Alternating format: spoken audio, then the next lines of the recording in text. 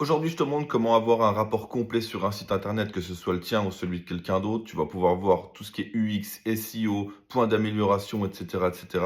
Et tout ça gratuitement. Tu pourras même vendre ce service-là à des sociétés, pourquoi pas, si tu me mets ça en PDF et avec une belle mise en forme par la suite. Pour ça, tu vas te rendre sur ChatGPT. La version gratuite suffit amplement. Tu vas cliquer en bas et tu vas mettre le mode lancer une recherche approfondie.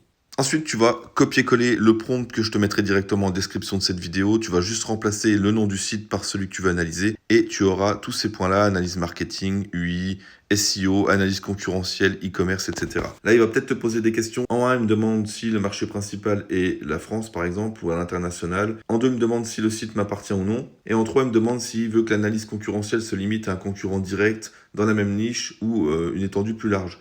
Donc là, s'il te demande ça, rien de plus simple, tu réponds comme ça. Là, je vais mettre international.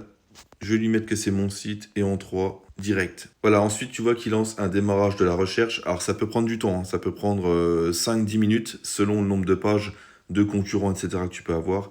Et je te montre tout de suite ce que ça donne à la fin. Voilà, le rapport est terminé. Tu peux voir qu'il me donne le branding et le positionnement marketing. Bon, je vais pas tout lire, on s'en fout.